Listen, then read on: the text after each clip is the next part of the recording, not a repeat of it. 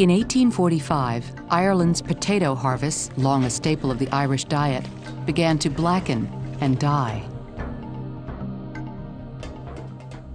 A deadly fungus was ravaging potato crops throughout Europe. In Ireland, the blight caused a horrible famine that the Irish called the Great Hunger.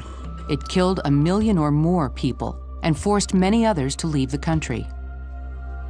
Many Irish people viewed the famine as yet another of the devastating injustices they had been forced to endure under centuries of English rule.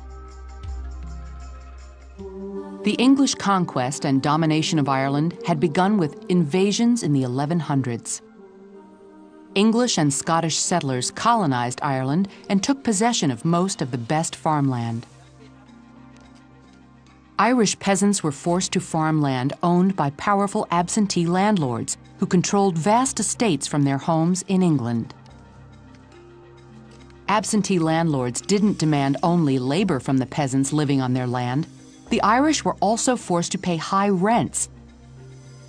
And even though the vast majority of the Irish were Catholic, they had to give a portion of their earnings to the Church of England, which was Protestant.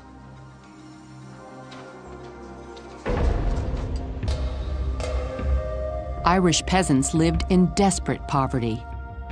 Under British rule, most of Ireland's farmland was used to grow wheat and oats that were exported to England. The potato, introduced from America, became the main source of food for most poor Irish peasants. That is why the potato blight, which struck in 1845 and lasted for years, was a death sentence to so many.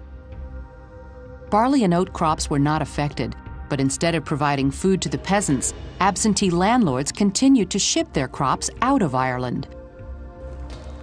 Many peasants had nothing to eat except grass, leaves, and the rotten potatoes. In public workhouses, desperate inmates traded hard labor for starvation rations of meager, watery soup. Starvation and disease spread throughout the Irish countryside.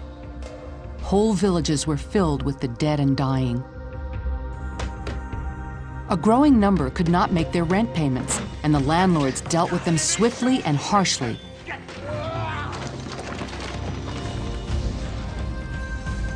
Those who could not pay their rent were evicted from their homes and left to survive any way that they could. Irish peasants realized that they were in a struggle for their lives. Many fought against their absentee landlords by refusing to pay rent and banding together to prevent evictions. However, Ireland was still a British colony at the time, and the absentee landlords had British law and British soldiers on their side. Irish nationalists turned to violence in their quest for reform and self-rule. They believed that the Irish people, not the English government, should govern Ireland. While the nationalists tried to liberate their country, the blight spread across all of Europe, claiming at least 1 million victims in Ireland alone. As starvation and disease swept the country, many were left with a frightening choice: abandon Ireland and live, or stay and die.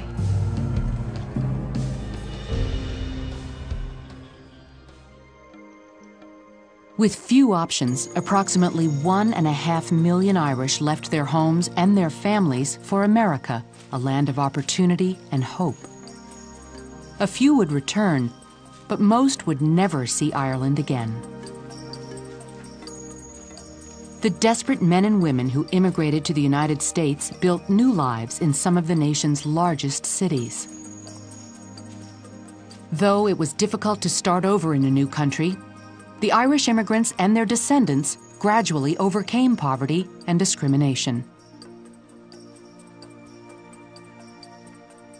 Through patience, education, and hard work, the descendants of the men and women who migrated to America were able to win the fair treatment that the Irish of the 1800s had been denied.